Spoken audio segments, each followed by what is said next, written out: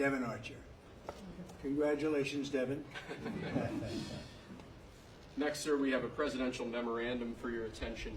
This memorandum requires the immediate declassification of all FBI files relating to the Crossfire Hurricane investigation. This was obviously one of the instances of the weaponization of law enforcement powers of prosecution against you and others. We believe that it's long past time for the American people to have a full and complete understanding of what exactly is in those files. Which gives the media the right to go in and check it. You probably won't bother because you're not going to like what you see. But this was total weaponization. It's a disgrace. Should never happen in this country. But now you'll be able to see for yourselves, all declassified. Is that correct? Would you Yes, say? sir. All declassified? Yes, sir. Everything? The FBI file with there's a classified annex, but other than that, this will put everything in the public eye. Is anybody going to look? Huh? What about you? You going to look?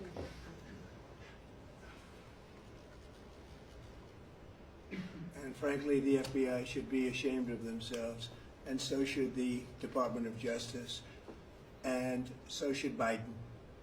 Okay? Next, sir, we have an executive order for your attention. We've taken action against a number of law firms that have participated either in the weaponization of government, the weaponization of the legal system for political ends, or have otherwise engaged in illegal or inappropriate activities. The law firm of Jenner and Block is one of these law firms. This is a law firm that, as you know, employed Andrew Weissman after he came off of the Mueller investigation. It's a law firm that's engaged in invidious racially and sexually discriminatory practices. It's also a law firm that has participated in the weaponization of the legal system against American principles and values, and we believe that the measures in this executive order will help correct that. And Andrew Weissman is the main culprit? He's certainly With respect to this firm? He is one of a number of reasons that we believe this executive order is warranted. He's a bad guy.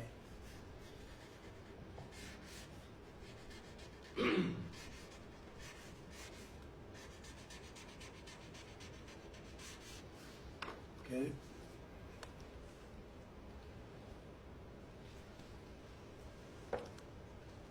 Next, sir, we have an executive order for your attention relating actually to government payments.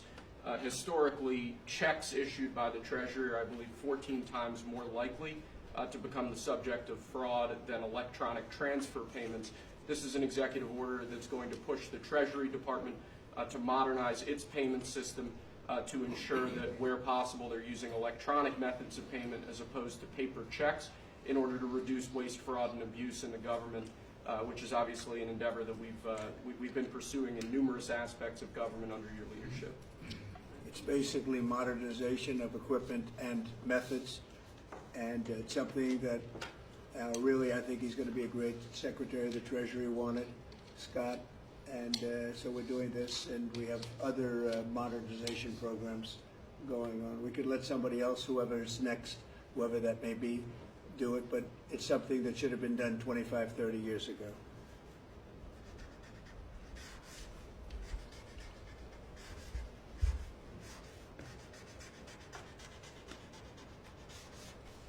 Okay.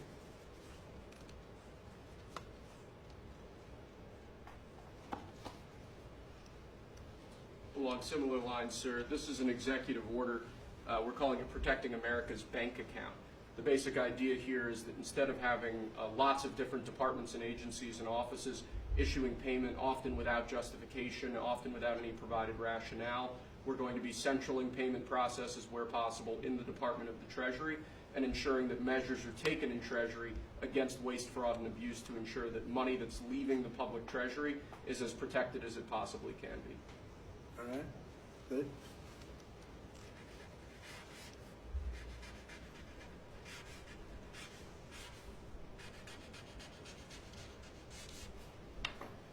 Many of these things should have taken place decades ago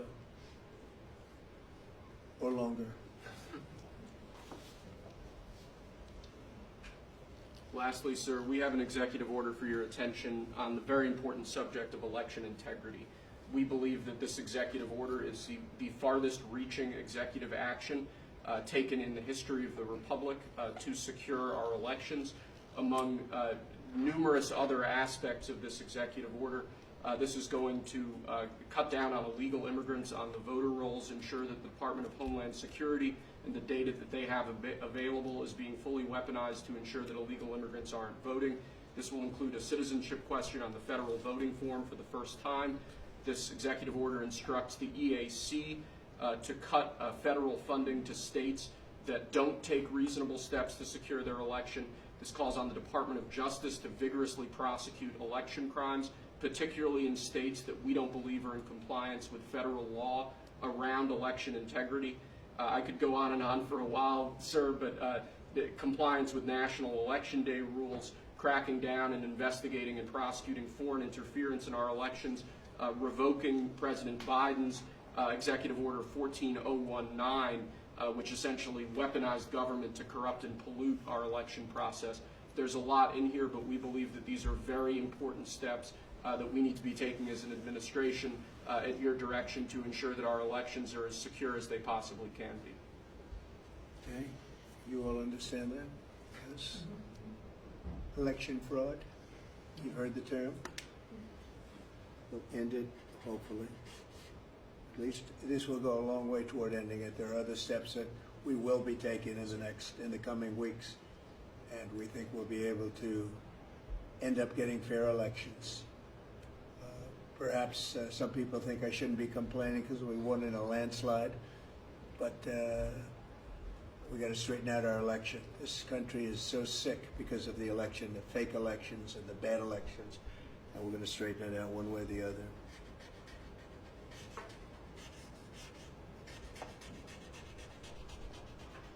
And it's an honor to sign this one. To sign all of them, but to sign this one is a great honor.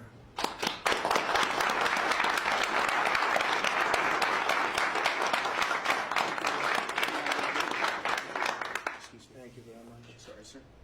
So we're going to go around the room a little bit quickly, and we're going to introduce these very outstanding people. They've had, in all cases, outstanding careers. They're very incredible people that are going along as rapidly as the system can go along. We're ahead of, I guess, anybody else thus far. So I want to thank John Thune.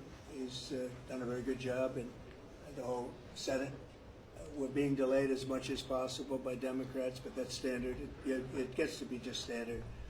But the process is moving along very quickly. So, Sergio, just say hello, and then we'll introduce everybody. Absolutely. Sergio Gorham, Director of Presidential Personnel. It's been an absolute pleasure getting to know every one of you every step this way.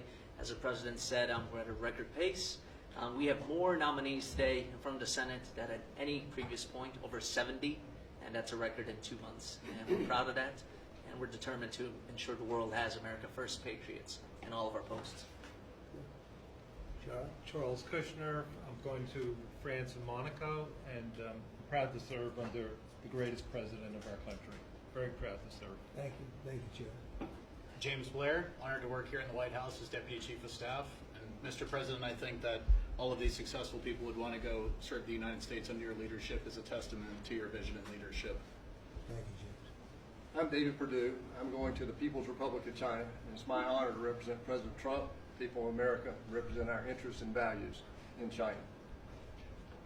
I'm Leah Campos. I'm going to represent the President in the Dominican Republic. Mr. President, thank you for the honor to serve you in the Dominican Republic. Thank you. Thank you.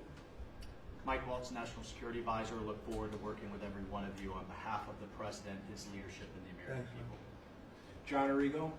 I am going to the Republic of Portugal, and I'm very excited to do so and serve what I consider one of my closest friends and one of the best presidents this country has ever had. Thank you. Kevin Cabrera, nominated to be Ambassador to Panama. It truly is an honor, President, to be part of your administration. Thank you. Tom Barrett, nominee to the Republic of Turkey. Delighted and honored to be with you, Mr. President, in that host country, which is one of the most ancient in civilization, is in search for your peace, prosperity, and security program. Good place. Mr. President. Good leader, too. Yeah, Mr. President, thank you. It's an honor. I'm Pete Hookster, you know that. Yeah. But I am going to Canada. I look forward to serving you in Canada in your agenda. And you're doing a great job. Thanks, Pete. Juan Johnson, sir. Thank you for the nomination to represent you and the United States to the United Mexican States.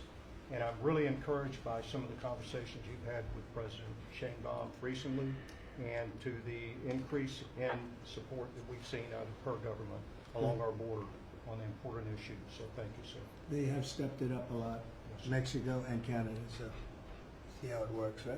Yes, sir. Thanks. Matt Whitaker from Des Moines, Iowa. I'm proud to, as soon as I'm confirmed, go represent you at the North Atlantic Treaty Organization. Okay, thank you, Mike. George Glass, on my way to Japan. Previous administration, I served for you in Portugal. It is a great honor to be able to do this the second time. Thank you very for much. the opportunity. Thank you, George. President Trump, my name is Ken Howery. I'm your nominee to be ambassador to the Kingdom of Denmark, a very close partner and ally. I served for you last time, the Kingdom of Sweden. I want to thank you for the faith you've placed in me as your nominee to Denmark. Thank you. Thank you very much. President Trump, thank you for the honor of a lifetime. My name is Stacy Feinberg, and hopefully I'll have the honor of serving in Luxembourg. And I think this is the greatest presidency and the greatest time in history, and it's all because of you. Thank you very much. Nicole McGraw, nominated to serve in Croatia, and it's such an honor to be here with you today and to serve you and the American people. Thank you. Thank you very much. President Trump, thank you very much for your nomination to the Republic of Chile. And let me tell you, Border Patrol agents are so thankful for everything that you've done for them. But it's That it's man great. knows more about the border than anybody, I want to tell you. Thank you. President, it's a great honor. Thank you very Thanks. much. Good Good luck. afternoon, Mr. President. Brian Birch. If I'm confirmed, I will be representing you at the Holy See. And Catholics are very proud of your work. Your team is doing an excellent job, so thank you. Very honored to serve. Thank you very much. Mr. President, thank you again for the honor, the greatest privilege. My name is Summer Sparkus. I will serve this great man at the Republic of Malta. Thank you, sir. Thank you, Mr. President. Joe Popolo from Dallas, Texas. Very proud to serve you at the Kingdom of the Netherlands, the very first country to recognize the United States 250 years ago. Thank you. Thank you. Mr. President, if I'm confirmed, I will be representing you in the state of Israel. It will be an extraordinary honor, and you've done more for Israel than any president in any time of its history, and we are grateful. And I'm hoping I'll get to be there by Passover. Thank you, Mike. And Mike is an outstanding guy. They all are. Mike, I think, is going to do wonders for Israel. He actually probably gets along with both sides, and that'll be interesting to see. But the world is watching you, Mike, so good luck. Good luck. You're going to do well. Thank you very much. Mr. President, thank you for this great honor to serve the Republic of Italy in San Marino. I'm so looking forward to going over there and working with that great ally, and for the pleasure to serve you. Your staff has been great working with us and have done a great job, and we really appreciate them. Thank you, sir, Thank for you. pushing this along. Have a good time. A really good time. I'm Warren Stevens from Little Rock, Arkansas, and I have the honor to represent the President and the United States in Great Britain and Northern Ireland, and to be chosen to go to such an important ally of ours is, I know, sir, and I'm looking forward to it, but thank you for the honor. You're going to do fantastically. These are tremendously successful people, and you two guys, and then you add on Mike. I think they have a little more money than Mike, but he's got some other advantages. He's got some other, like upstairs, he's got some big advantages. Yeah, he does. It's very exciting. It's really exciting to have all of you.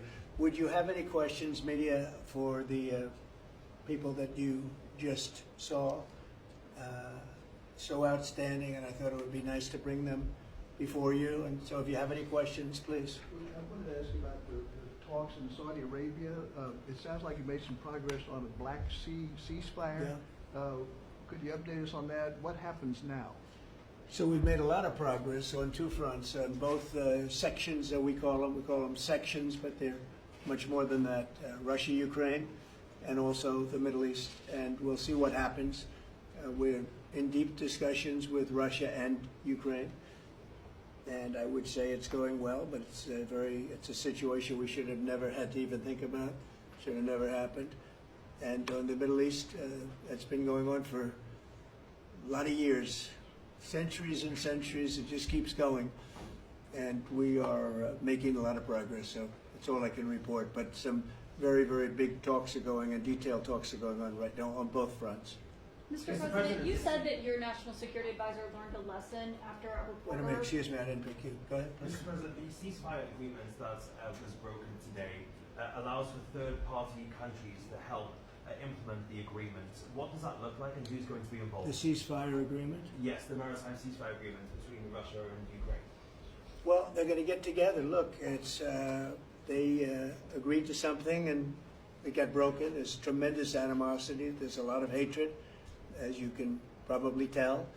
And it allows for people to get together, mediate it, arbitrate it, and see if we can get it stopped. And I think it will.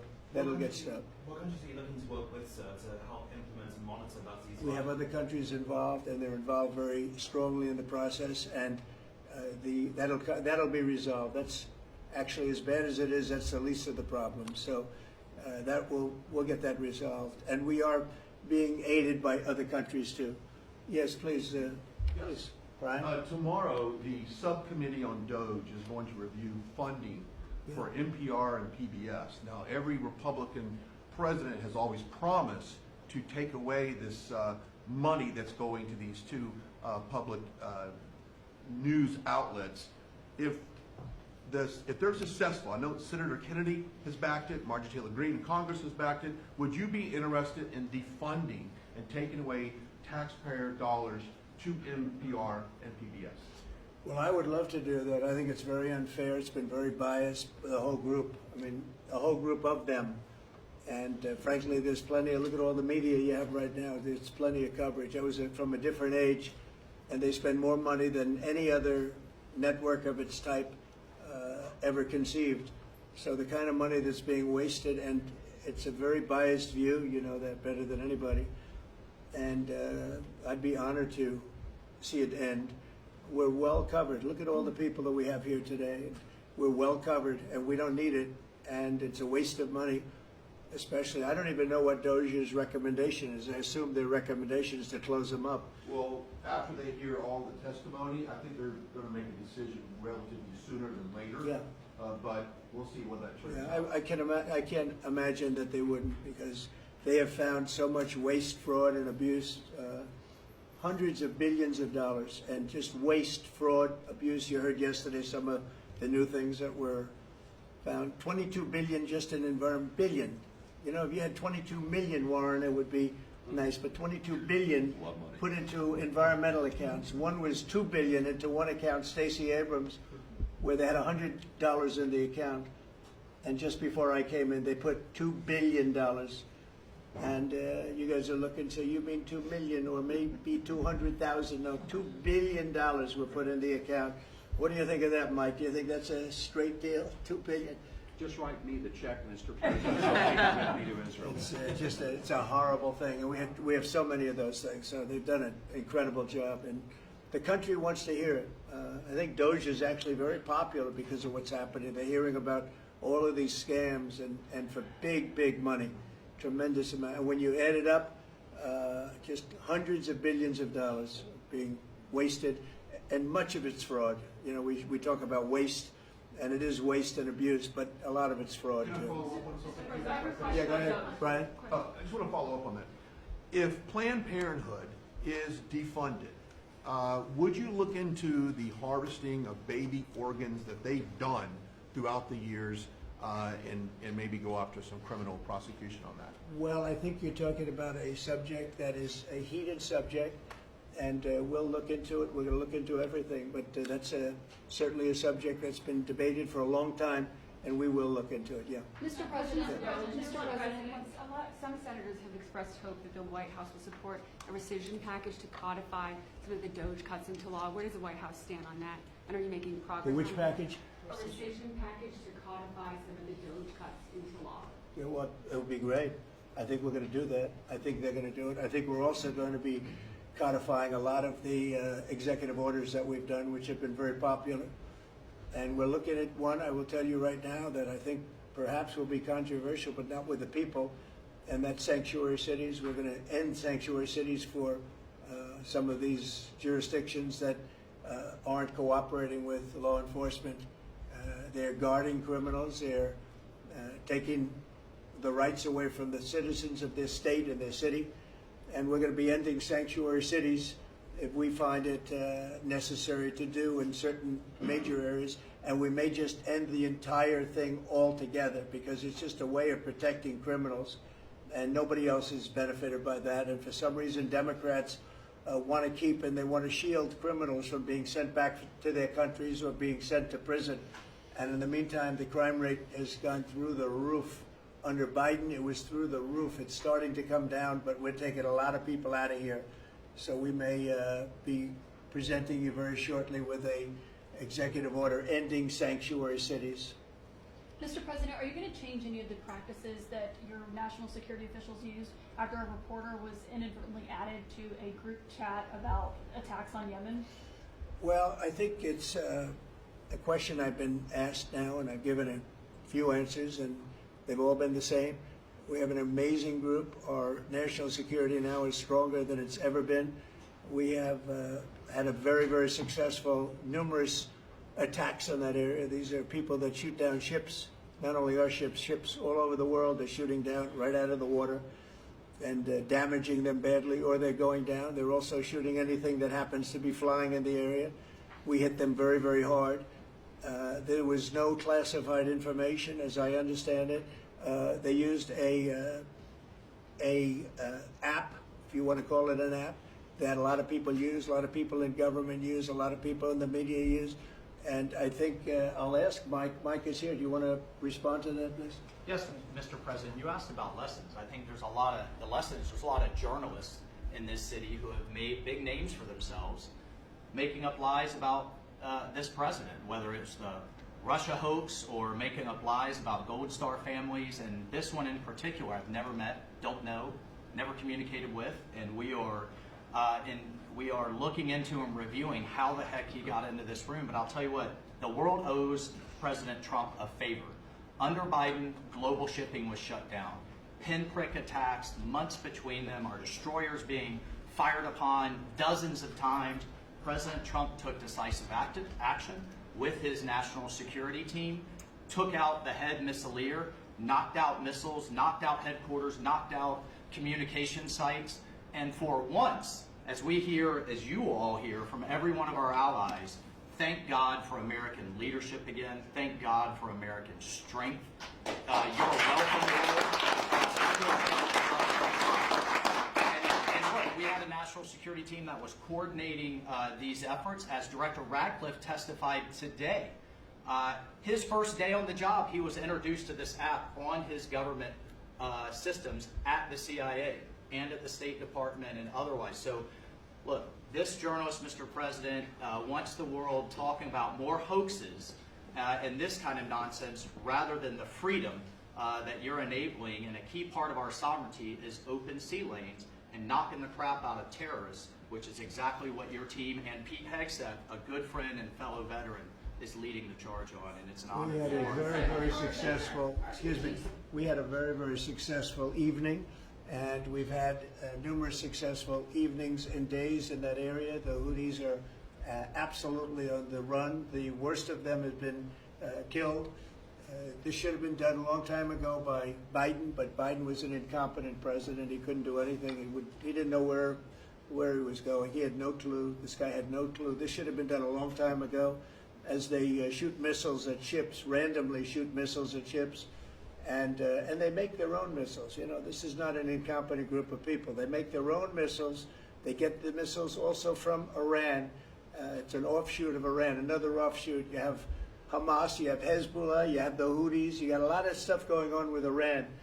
And we sent a letter to Iran. You're going to have to be speaking to us one way or the other pretty soon because we can't let this happen. But that's an app that a lot of people use. And somebody got on. I mean, happened to know the guy's a total sleazebag.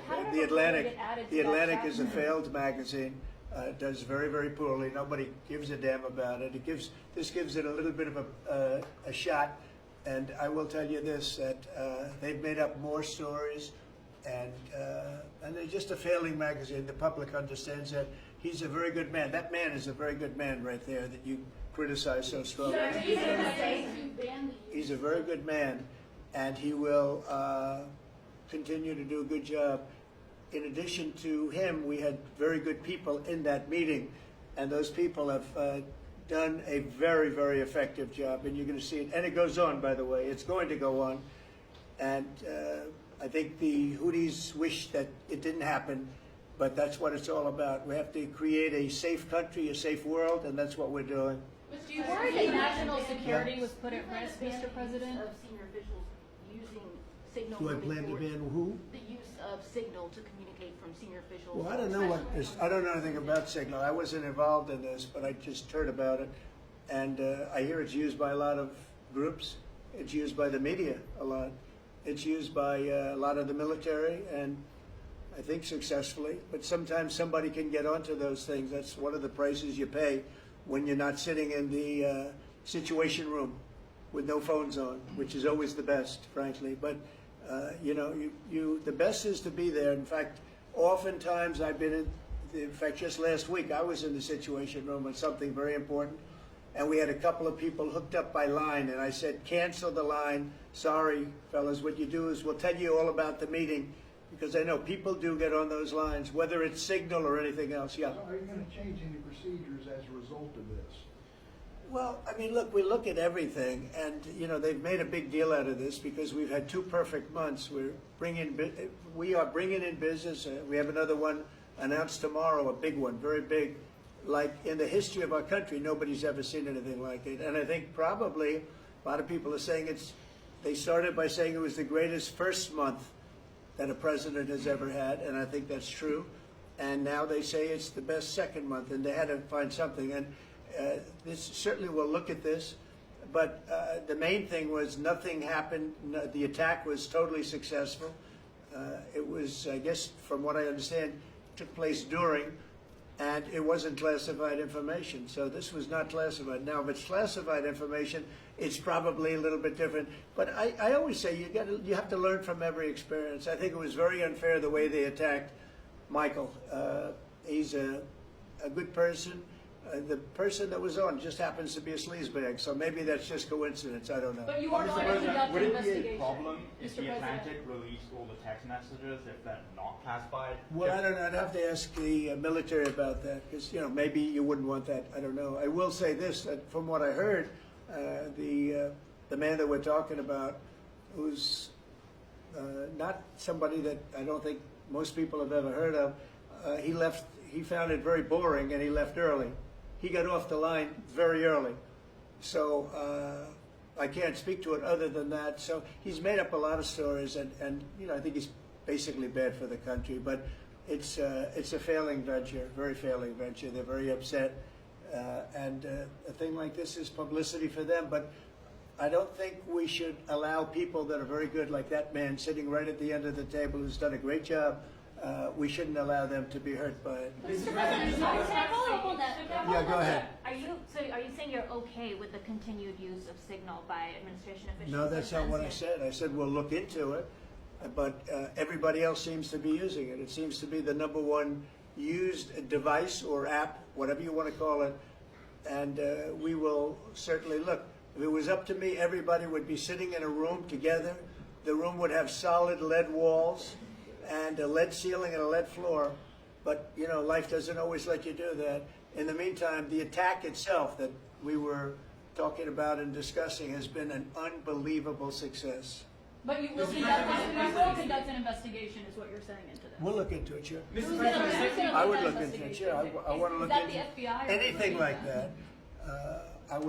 I would ask them. It's not really an FBI thing. It's really something having to do with security. Security, like will somebody be able to break in? Are people able to break into conversations? And if that's true, we're going to have to find some other form of device. And I think that's something that we may have to do. Some people like Signal very much. Other people probably don't. But we'll look into it. I think, Michael, I've asked you to immediately study that and find out. If people are able to break into a system, now in this case it wasn't that this attack was going on and nobody found out anything. And again, the person that was on, as I understand it, he left very early because he didn't find it very exciting. but I think it's something you should look into. Yes, sir, we are. We have our technical experts looking at it. We have our legal teams looking at it. And of course, we're going to keep everything as secure as possible. No one in your national security team would ever put anyone in danger. And as you've said, and we've repeatedly said, the attack was phenomenal and it's ongoing. But the media wants to talk about everything else except for the hostages you're getting out of the Middle East, Iran on its back foot, sea lanes getting reopened, peace in Europe. As we just saw today with a Black Sea ceasefire, we were just on with Steve Witkoff, myself, our team in Saudi Arabia. They want to talk about all this other stuff except for your amazing successes and the successes of your team. One of the other things, and sometimes you have to move very quickly, and there are other devices that are very good, but they are very, very cumbersome, and you're not able to use them and from a practical standpoint. So all we can do is find out the best we have with modern technology. They'll probably get better over the years. Yeah, go ahead. Sir, on the Black Sea, so the Kremlin has said that there were several conditions that would need to be met for this agreement to happen. This includes sanction relief for banks and some companies. Did the U.S. agree to all of those conditions that they laid out? They will be looking at them, and we're thinking about all of them right now. There are about 5 or 6 conditions. We're looking at all of them. The White House has said that it's looking into how a journalist got added to that signal chat. Is it possible that there could be a firing of even a lower mid-level official once that person is identified? About what? About the signal chat that we've been discussing. We've pretty much looked into it. It's pretty simple, to be honest. It's not. It's just something that can happen. It can happen. You can even prepare for it. It can happen. Sometimes people are hooked in, and you don't know they're hooked in. They're hooked into your line, and they don't even mean bad by it. But it's not a perfect technology. There is no perfect technology. The really good ones are very cumbersome, very hard to access. And I think we're going to look at. We always want to use the best technology. This was the best technology for the moment. But again, it wasn't classified, so they probably viewed it as being something that wasn't that important. And it obviously, with the attack being, I mean, I don't know if it's been read out to you yet, but that attack was a tremendous success for the U.S., a tremendous success. Who said the information Go ahead, was please. not classified? Do you think that Mike Waltz made a mistake and does he need to apologize? No, I don't think he should apologize. I think he's doing his best. It's equipment and technology that's not perfect, and probably he won't be using it again, at least not in the very near future. What do you think? That's sir. I agree with you. Let's get everybody in the room whenever possible. A lot of times you find out defects by exactly things like that, but I don't think it's something we're looking forward to using again. We may be forced to use it. You may be in a situation where you need speed as opposed to gross safety, and you may be forced to use it, but generally speaking, I think we probably won't be using it very much. The Secretary of Defense on that chain, the Secretary of Defense, Pete Hegseth, and J.D. Vance, the Vice President, said that the Europeans were freeloading. Do you agree with that assessment? Do you really want me to answer that? Yeah, I think they've been freeloading. The European Union's been absolutely terrible to us on trade, terrible. And as you know, NATO, I got them to pay hundreds of billions of dollars. They were way behind. And if you look if you look at Ukraine, so we're in for $350 billion because of Biden. Should have never happened, this war. All these dead people should not be dead. All these broken cities that are demolished down to the ground, those gorgeous towers, the most beautiful in the world, the most beautiful spires in the world. The spires in Ukraine were said to be the most beautiful of all. Just about every one of them is lying on its side in a million pieces. It's so sad to see what's happened to a heritage. No, I think that when they say the European Union and you could say NATO also. Look, NATO, and I don't blame NATO for this. I don't blame Europe for this. I blame Biden for the fact that he didn't make them equalize. And to this day, I said to him, you got to catch up. You got to equalize. But why are they in for $100 billion and we're in for possibly $350 billion? It shouldn't be. It shouldn't be. And you could say more important for them because we have an ocean in between. So it's one of those things. You'll be seeing Liberation Day. I call it Liberation Day in America. You're going to be seeing on April 2nd. Didn't want to do it on April 1st for the obvious reason, April 2nd. But you'll be seeing tariffs. And I think I've been very fair. I have them set. But I think I've been very fair to countries that have really abused us economically for many, many decades. Mr. President, that information was not classified. Another Which question? of your national Please, security go ahead. advisors? Just following up on your comments on the economy, there is reporting that consumer confidence fell for the fourth straight month. What is your message to Americans who are concerned Well, about I know terrorism? this, that for the first time in like 50 years, right track, wrong track, we're on the right track. And I think people see that. And if you look at prices, prices are way down. You know, when I first came here, the first time I met with you people officially, they were screaming at me about eggs. I said, I've been here for a week and I'm being yelled at about eggs. Egg prices have come down 45–50% in the last week and a half.